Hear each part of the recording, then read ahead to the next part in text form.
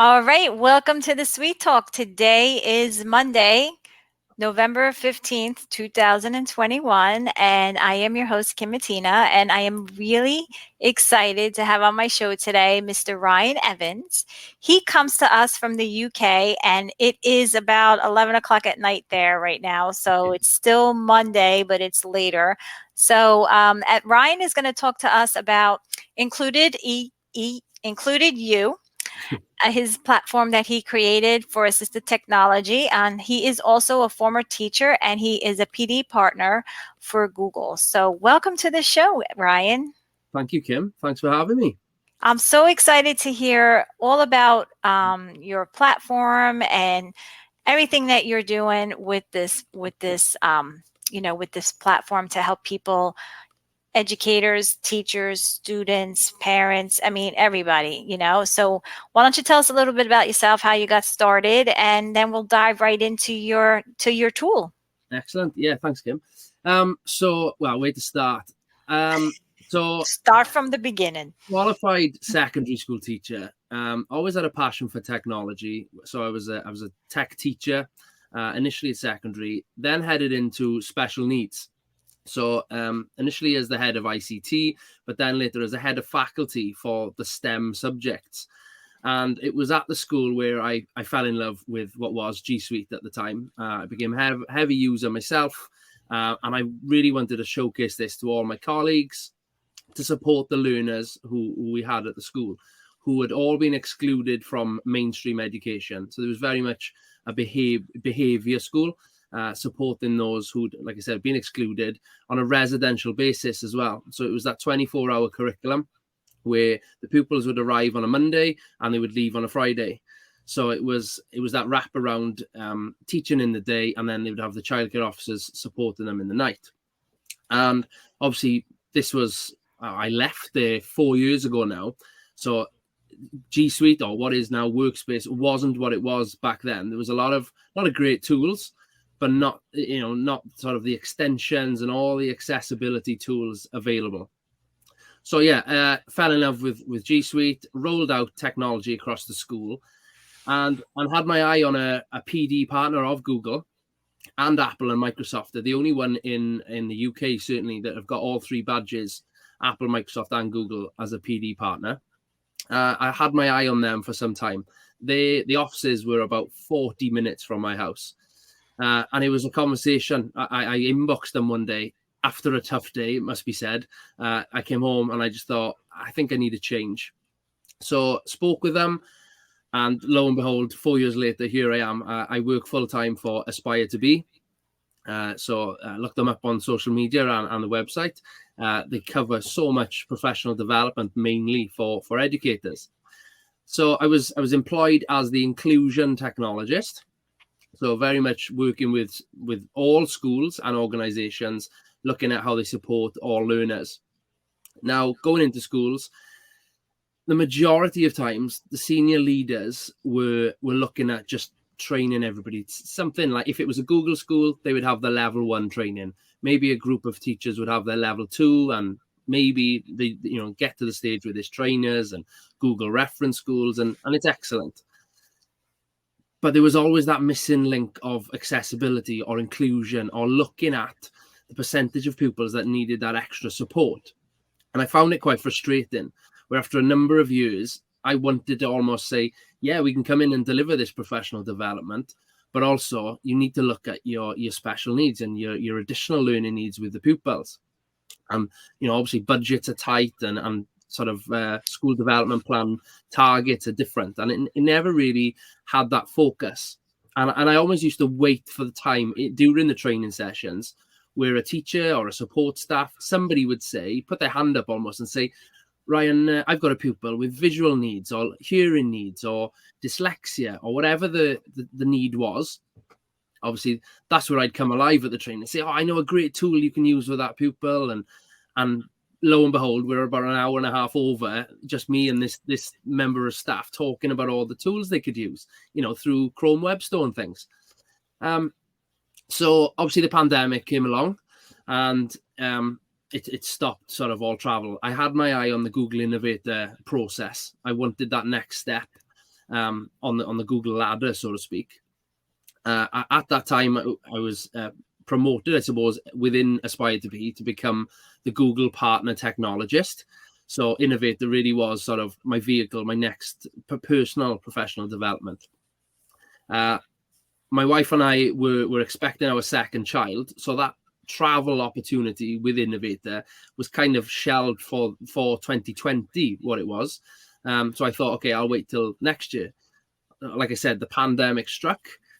It allowed me to engage in VIA 20, in a remote capacity, but obviously going through the design sprints and the activities and everything like a normal Innovator Academy.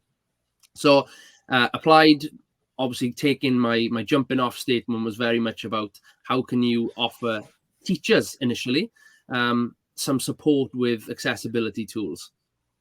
And obviously one of the first sessions at anything Google really mentions the 10x concept and ethos. And I thought, yeah, okay, I like it, but it's probably not going to be applicable to me. I'm just going to do a couple of tools and show people how to utilize some key extensions.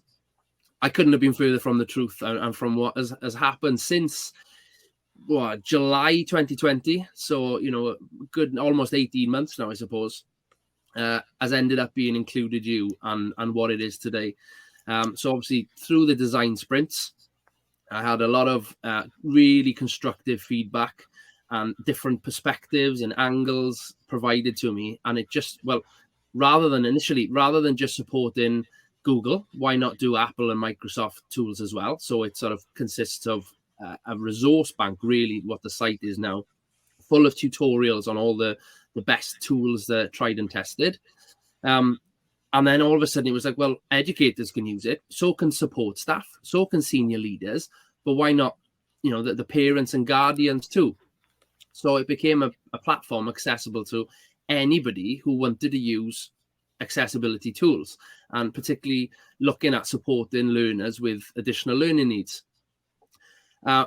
All sorts of feedback was coming in. It was really quite quickly growing strength in what this could actually meet the needs of. There was nothing out there at the time that could sort of offer this resource website.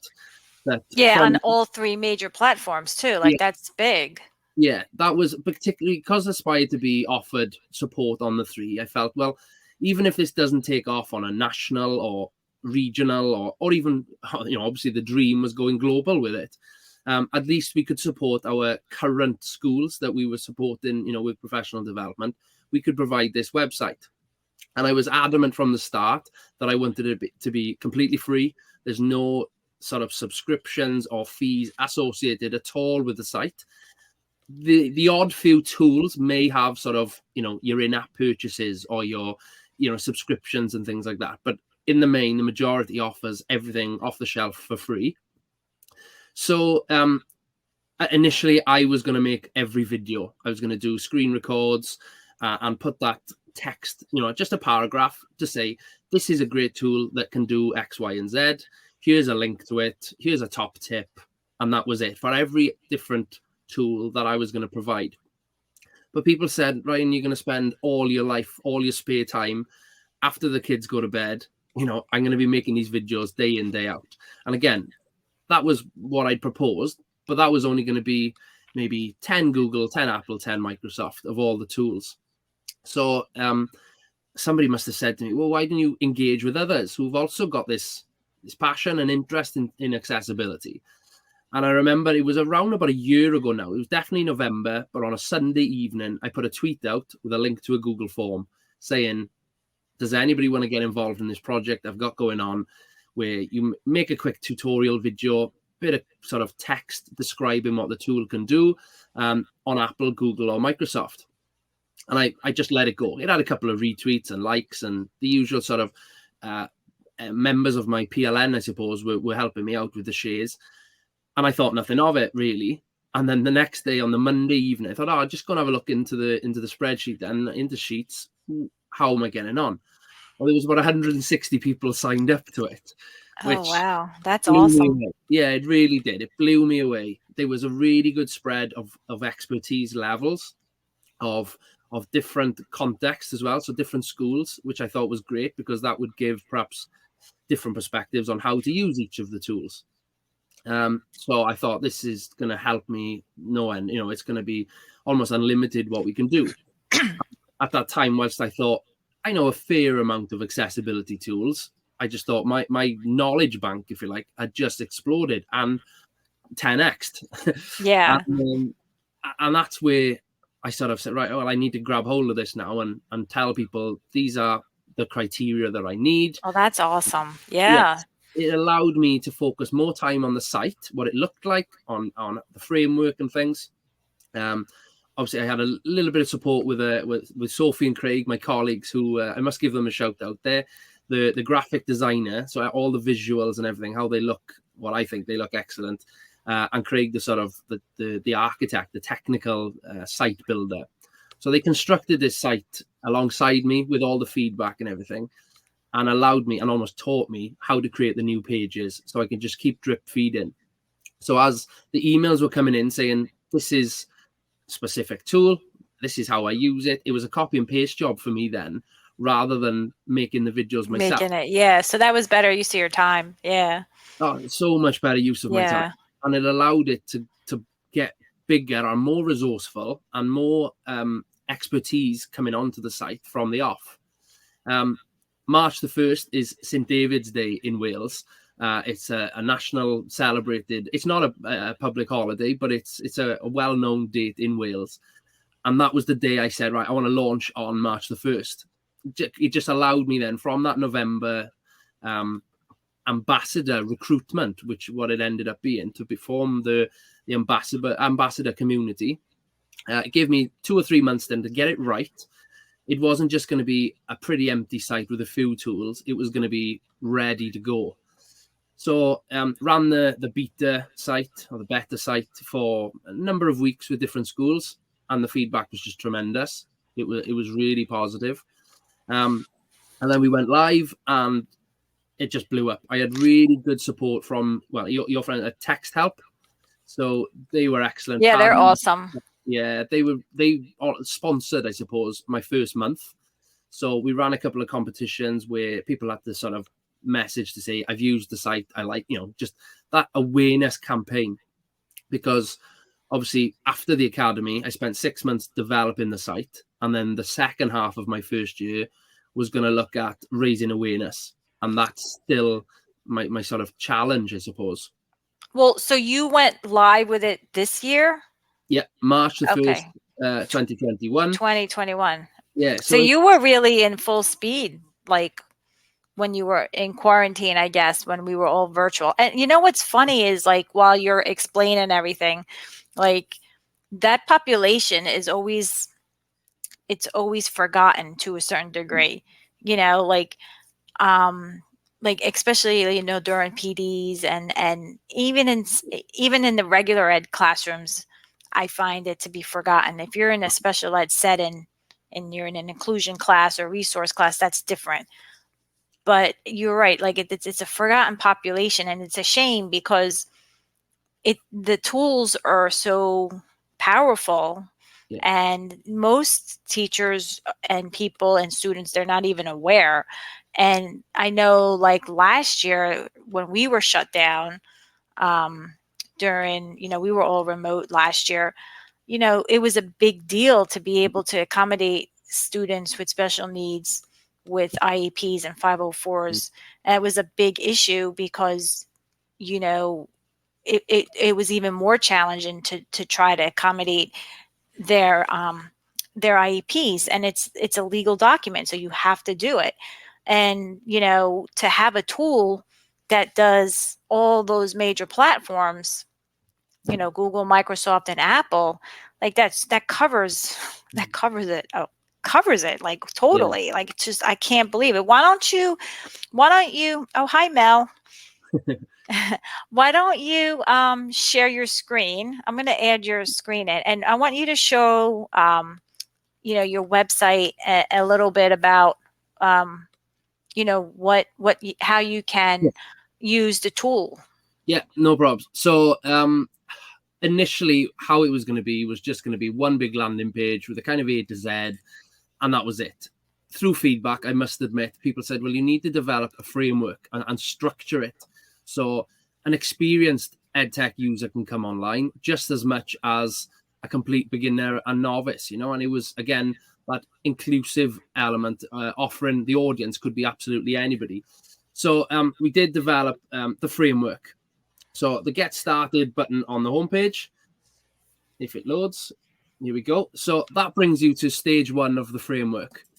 Okay, so what I would always suggest a user of the site thinks of one specific student. Whenever they're going through the framework, think of that one student and initially select maybe one of the high-level learning areas where their difficulty might be. So obviously communication, SEMH, sensory and physical, cognition and learning. So say, for example, we're going to go to visual impairment or hearing impairment. I go sensory and physical. So that first step then will bring you to the subcategories of sensory and physical. So you're breaking down that specific learning need of that one student: blindness and low vision, hearing loss and deafness, sensory and physical. Okay, so let's go to blindness and low vision. It's then at this point going to ask me, well, what technologies? And it's important that the technology comes last in all this. It's the learning need that's the priority. So mainly focused, the Apple stuff is around iPad use. Google is just as a Chrome browser, obviously Chromebook users, but obviously those using a different device, but just using Chrome, and then the Microsoft platform solutions as well. So, for example, going into the Google solutions, it'll jump you down then to the Google menu that's just looking at obviously blindness and low vision. And these are all tools that have been suggested that might meet the needs of your students. So obviously Helperbird, which is ever growing. Awesome. Fantastic tool Helperbird is. You've got some, and like, to be honest, Epic I'd never heard of until an ambassador suggested it.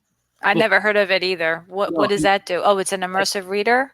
It's, again, you can take so much time with some, and even us who I suppose are, daily users of EdTech tools, you can still even, learn things ourselves, because there's just so many different tools. And for the Google ones, they're mainly extensions, but there are a couple of,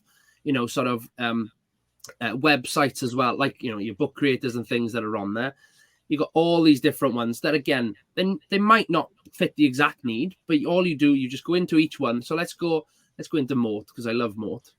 So going into the site, each page now for each product looks exactly the same. So the user sort of experience is seamless and it flows. So either the logo or a sort of cover photo will be up the top. Every page then will consist of a tutorial video showing exactly how the tool can be installed or what it does. A brief description underneath, so a paragraph describing what the tool can do, which that for Mote in particular, it could be an essay. There's so much Mote can do to support any learning need, I suppose.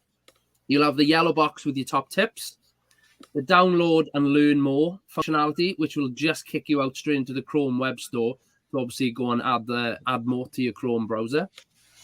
I've got a prompt here. I think it's a tweet. Again, being my challenge to rid of the site.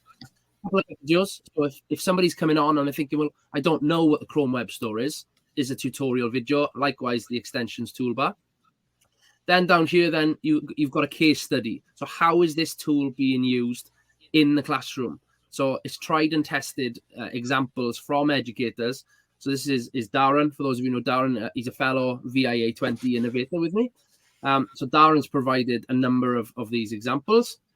And then later on, or further down the page, there's an opportunity to almost form that forum where, so Joe here has commented how slightly different he's using it. So again, it's that landing page for all the expertise and experience to support with.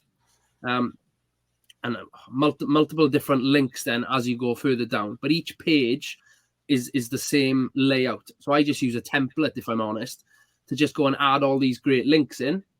And again, so if I go into Let's go book creator. I'm following along on my computer too.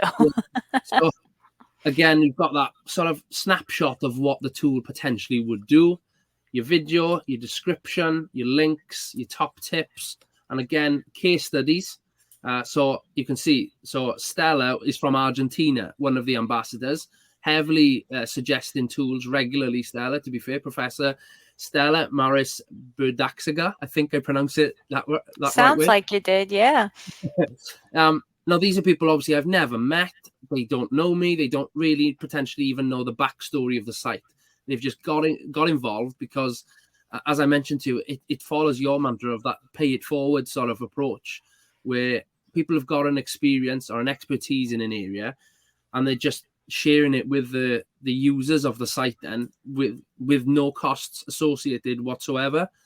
And it's, so Stella's put an additional comment underneath here in the forum section, and that's pretty much the main way, and certainly what I'd recommend using the site in this way is following the framework. However, again, from feedback, it was actually from my innovator mentor, Rachel Cotup. Oh, she's such a wonderful person. Yeah, so she obviously had led her own project in Badge Ed Tech. Yeah. Mm-hmm. So Rachel is from an early on stage in my Innovator Academy. I'd identified to ask Rachel to be my mentor because she'd been through a similar sort of process, launching a site that offered, free PD and signposting to great links, which very much lends itself to IncludEDU.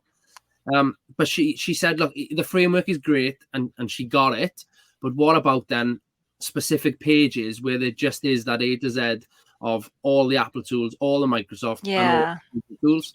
So again, heavy Google users like ourselves can go on and just have a browse and go, well, never used Beeline Reader, for example. Let's go and have a look at that. Go and have a play with it. And there's some of these that I'd never heard of. Like Buncee being one, for example. I'd never heard of it before an ambassador supplied it. I can now pass that knowledge on, pay it forward. Right. And it's just this library then of all these extensions with the same. I like how you have it all set, like divided and categorized by the actual platform. Because like I don't use Microsoft, so I wouldn't even go in there. But so it having its own page and it being separate just kind of narrows it out for me, So I like that you did that. It makes it easy for people to find something. Definitely. It's very organized, Ryan. Whoever did the website did a really great job. I mean, it looks great, and you know what? It's nice. Everything is right there. Like you don't have to go looking for things. And what I also like is that it's categorized in by need, I guess I want to say, on the getting started. Because honestly and truly, like. I had a student in my STEM class a couple of years ago. He was blind. I didn't know how to communicate with him. He had a braille reader and everything, but he had an interpreter. It was hard. Yeah. It's challenging, and so instead of looking through and, finding things, that you can just come to one website and look for it right in here, and it just makes it easier. What a nice package you put together. I'm really happy for you. I appreciate your feedback. Thank you. And that is the sort of the feedback that I get, which is rewarding, but it's what I wanted. I wanted people to be aware of, I know this great site. I can pass it on to any educators who I'm delivering, as in you potentially delivering any PD to, can say, yeah, I know exactly where I can signpost you to. And it just snowballs and it makes an impact. And going back to that 10x sort of theory, I never thought it would already at this stage, it's not even a year old really. Yeah. Now, let me ask you this now. So you have ambassadors that help suggest different tools to target your needs, right? The needs of.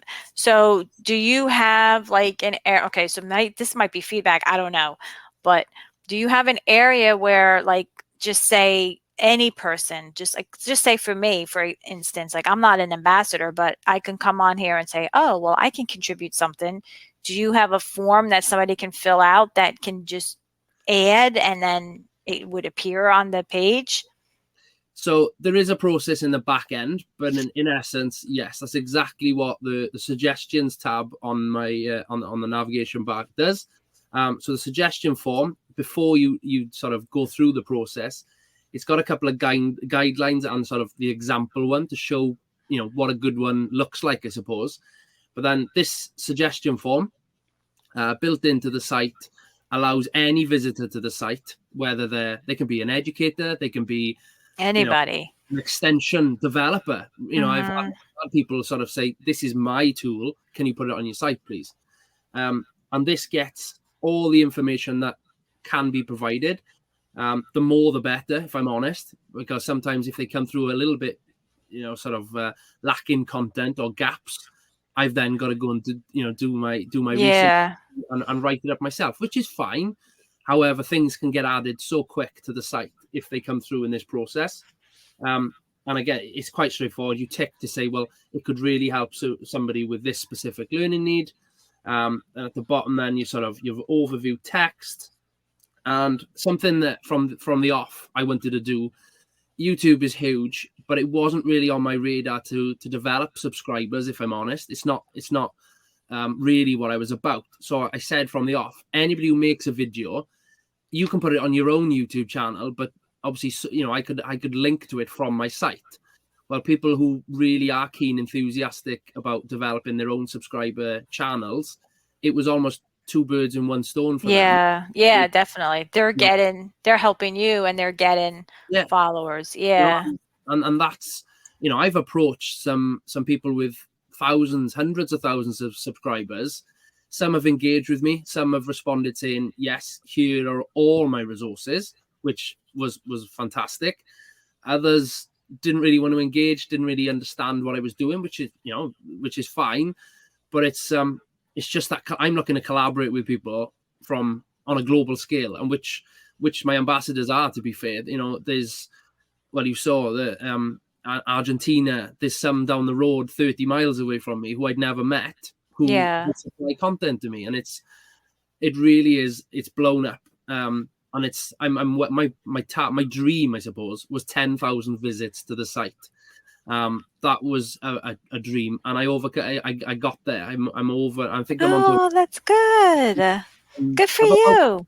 About 11,000 now, I think, which again, it blows my mind of the success. Well, the impact for me, you know, I love having feedback and people saying this is a really useful site. Well done. That's great. Yeah. But it's of those 11,000 educators or parents or guardians, if they've then passed it on to 1, maybe 10, maybe 30 pupils, students, then, you know, that's probably going into the thousands of people that the site has positively impacted, hopefully. Yeah, I just think of all the kids that were homebound last year during COVID and they couldn't get accessibility, or they didn't know about like an extension, and you know, it's right here on the website. That's awesome. This is great. I mean, I'm really impressed with the way the ease, the user friendly, the layout of the website. It's just very. It's not overwhelming, you know what I mean? And that, I think that's key, because once it becomes too much, then people, they bounce and they go to another site and they start looking. This is it's laid out really nice. Now, what do you have up here at the top, on the top left? You have the British flag. So ideally, I want to get it into bilingual or maybe trilingual. Okay, I didn't want to assume that. That's why I'm asking. Obviously, VIA 20 was the option. You do it through the English language or through Spanish. So I thought, well, I've potentially could pick up an ambassador who would want the challenge of trying to translate a few resources. I have spoken to a few people, but you know, that's a big effort and task. Also, here in Wales, we've got our own language, which I'd love one day to have this fully available in Welsh as well. And they're all sort of development points, I guess. there's Well, always they're goals. They're goals. You have yeah, to. They're milestones. It takes time. yeah, and like I said, it's a not-for-profit, completely free tool. It's done in my own spare time. It's that sort of interaction and collaboration piece, a feel-good factor of putting it out there. What I suppose I should have mentioned with regards to the suggestions. So anybody looking to get involved, so there's 3 digital certificates, I suppose, available. So after 5 suggestions onto the site, you become a bronze ambassador. 10 is silver, 15 is gold. There's a couple. So Sammy White, so that's What the Trig Math on Twitter. I'm sure a few in the audience would have heard of Sammy, or certainly seen her on Twitter. Her profile is growing by the day. Sammy must have done, I think she's up about 25 different tools. She's been a great help on the construction and the feedback side of the project. But different people are coming in from all over the world, picking up these badges, and it's making my work far easier, to develop the site then with these tools being suggested. Just a couple of months ago now, this toolbar on the right we added. So any users with their own accessibility needs using the site, so an educator maybe can obviously come in and change different settings that are across the site then. Oh, wow. Okay. Yeah, I'm following along on my computer. Yeah. So it's growing quickly. More tools. If probably been about a fortnight now. I haven't had much time to add any, but they come through. They go straight into a folder in my Gmail, and it's a case of, right, when I get some time, I'll just transfer them across. That's the luxury, I suppose, that I've got now. I can just create a new template page, link up where it needs to be in the framework. So there, anyone using WordPress will know I'm just using tags and categories, and it's been expertly developed alongside my 2 colleagues who've really helped me with it, and allowed me to push forward and sort of raise awareness. Yeah, definitely. So I just clicked on the accessibility icon at the top right, and it was reading the page. Yeah, so that's Browse Aloud from Texthelp, which they supplied completely free of charge for me. So that pretty much will read the whole contents of the page. So that's something that Texthelp supported me with, again, from the off. They've been excellent. Okay, that's awesome. I never knew that one. I'm looking here. It might have been rebranded Reach Deck. It says Reach Deck toolbar, it says. That was once upon a time called Browse Aloud. But that's a product by Texthelp that universities I know use a lot of, schools, colleges. People are installing across their domain, and you can simply have the whole screen read back to you. It's a fantastic tool. It's funny, like you have all these tools. You have a little bit of that in this tool, and you have a little bit of something else in another tool, and my favorite is Helperbird. I just find, like, James did a wonderful job getting all the tools, all the needs right into one tool. And I just like having everything in one. So, like, your website having everything available in one site is like gold. I don't have to go searching everywhere, and I know that I saw that you had Helperbird in there as well. I never heard of the toolbar that you just spoke about, so I'm going to look into that and share that. But I think this is awesome. You and your team did a phenomenal job, and I wish you guys the best. Keep it going, and if there's anything that I can do to help you and support you, just let me know. But this is, it's kind of like a soft spot for me. You know what I mean? Yeah. So it's nice to see, like, people really have a passion to take this and kind of like make it their baby and pay it forward and help others. So, because like I said, it's easy to forget about those people that have those needs. And then when you see something like this and you see the tool in action, and then you see the student or the teacher or whoever, being successful at it, then like, oh, hey, this was definitely worth it, Yeah, So that I congratulate you. This is awesome, Ryan. I'm really happy for you, and I wish you all the best and keep paying it forward. You got the sweet definitely. talk on your side, guy. That's what I mean. That's my, like I said, my biggest challenge now is flying the flag and getting people to be aware of the site. So anybody watching and what you said, Kim, I really appreciate any support. Just signpost people to the site.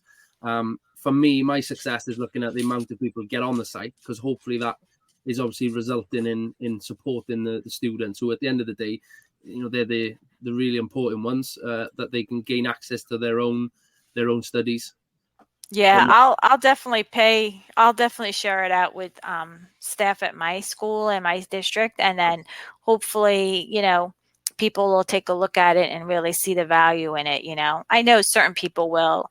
And then other people, they need to be, they need to be held hands to push them a little bit. But I think you'll get positive feedback, or you'll get some support from my PLN. So this was fantastic. awesome. I'm so glad that you took the time to be on today, and I feel so bad that with the time difference, I didn't have any idea.